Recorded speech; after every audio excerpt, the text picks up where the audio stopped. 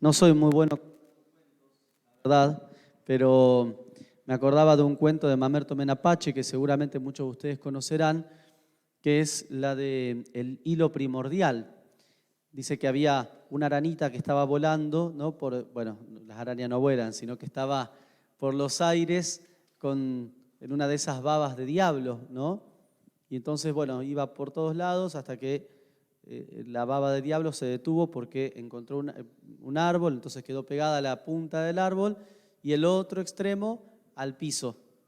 Y entonces la aranita un día bajó un poco porque tenía hambre y empezó a tejer la telaraña teniendo ese hilo primordial como el eje de la telaraña, ¿no? Entonces, bueno, la telaraña se iba haciendo cada vez más grande y la araña bajaba, bueno, caía en la telaraña algún bicho, entonces succionaba, se alimentaba y cuando se hacía de noche volvía a subir porque se sentía un poco insegura, con miedo.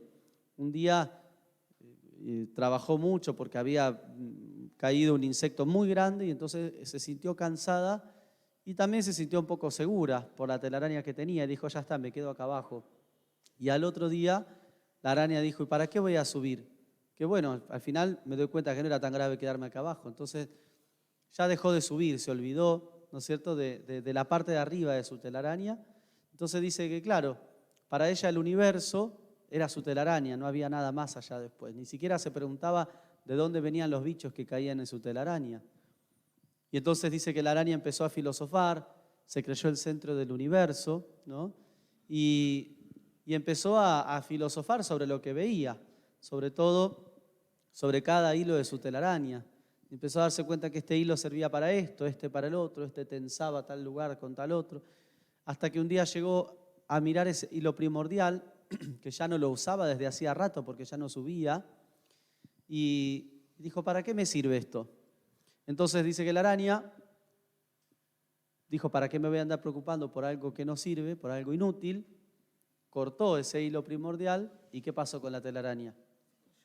Claro, se cayó, pero encima se cayó encima de ella, así que quedó aplastada contra el suelo y murió. Qué cruel. Pero bueno, es lo que pasó, ¿no? Cuando cortamos nuestro hilo primordial, cuando nos olvidamos de ese hilo primordial y nos dedicamos a vivir solamente para lo que ven nuestros ojos, para lo que está alrededor nuestro y nada más, y nos olvidamos de lo trascendente, de lo alto, entonces cavamos nuestra propia fosa o caemos bajo nuestra propia telaraña, por usar el cuento de Mamerto, ¿no?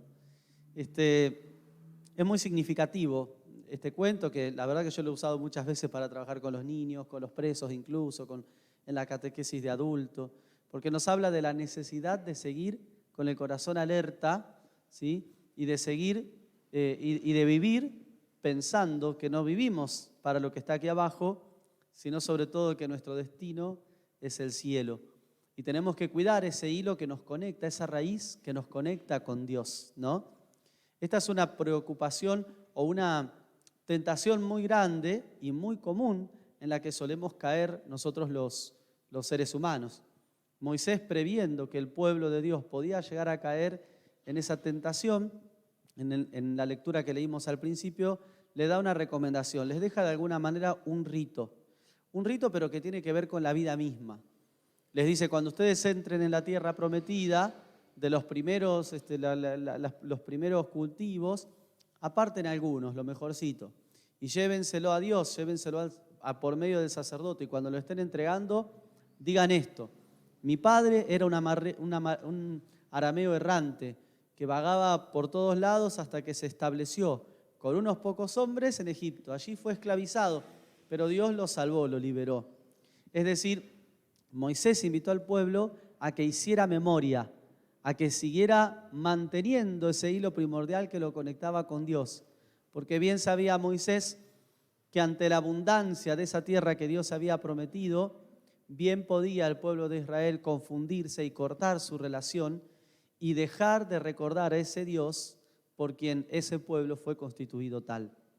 Bueno, lo mismo nos puede pasar a nosotros, que nos dedicamos a las cosas de este mundo, terminar enredados de tal manera con ellas que ya nos olvidemos de quién, de dónde venimos, hacia dónde vamos y qué es lo que hizo por nosotros Dios. En este camino de Cuaresma, ¿sí? No estamos transitando un tiempo que es un fin en sí mismo, sino más bien un tiempo que es un medio para llegar a celebrar con toda la fuerza la alegría de la Pascua.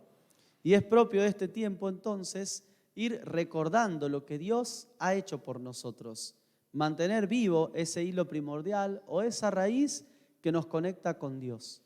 De lo contrario, vamos a caer en la tentación. En realidad, San Benito Abad, el padre del monacato occidental, decía que nadie llega al cielo sin las tentaciones. Nosotros quisiéramos huir de cualquier tentación, ¿no es cierto? Bueno, está bien que busquemos con la fuerza de Dios resistir las tentaciones, pero las tentaciones son necesarias en nuestra vida, porque ellas se convierten en una herramienta, en un instrumento para crecer, para fortalecernos y sobre todo para de alguna manera fortalecer nuestro amor y nuestra fidelidad a Dios. ¿Quién podría demostrarle a Dios cuánto lo ama si no tiene tentaciones en la vida?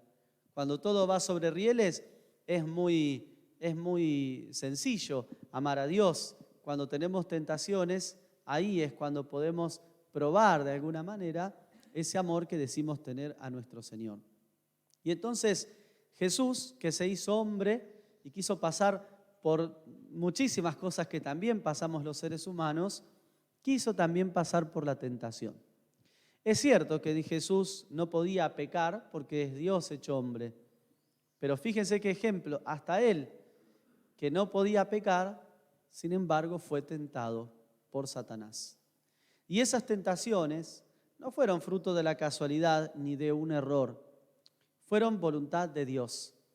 El Evangelio de hoy dice que el Espíritu es el que condujo a Jesús al desierto para ser tentado por el demonio. Fue voluntad de Dios que Jesús estuviera en ese lugar y recibiera las tentaciones del demonio. Fijémonos cómo lo tienta el demonio a Jesús, y es precisamente con cosas de este mundo. Con pan, que es necesario, con poder, con grandezas. Y Jesús siempre responde de la misma manera, no porque está escrito. Es decir, Jesús hace memoria de la palabra de Dios, hace memoria de aquello de lo que fueron testigos nuestros padres y que quedó plasmado en las Sagradas Escrituras. Si queremos encontrar fuerzas para resistir a las tentaciones de nuestra vida, Jesús nos da la clave, apoyándonos en la palabra de Dios y recordando todo lo que ella nos enseña acerca de lo que Dios ha hecho por nosotros. En definitiva, de esa manera podemos apoyarnos en el amor y en la fuerza de Dios, que es el único fiel. Nosotros no podemos ser fieles, nosotros no podemos resistir las tentaciones. El que puede hacernos resistir esas tentaciones es Dios.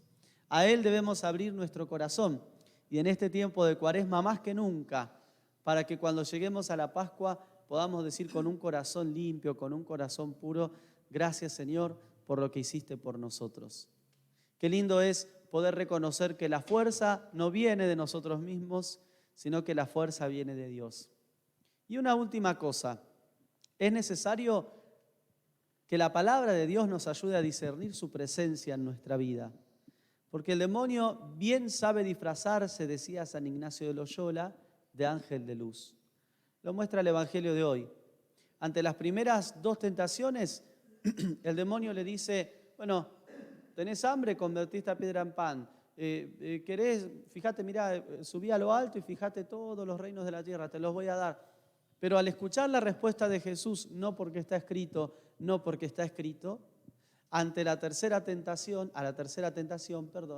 el demonio no solamente le dice hace esto, sino que también él cita la palabra de Dios. Tirate de este lugar, tirate de aquí a abajo. Yo lo dije tan rápido que pareció tirate de aquí abajo. ¿Cómo vas? Bueno, tirate de aquí a abajo, ¿no? Porque está escrito tal cosa, le dice el demonio, disfrazándose de ángel de luz. A veces podemos pensar que nuestras buenas intenciones vienen de Dios, pero es necesario discernir a la luz de su palabra, a la luz de la verdad de Dios y a veces también dejándonos ayudar por otros para darnos cuenta si en verdad eso que experimentamos viene de Dios o es fruto de nuestra propia voluntad disfrazada de bondad de Dios.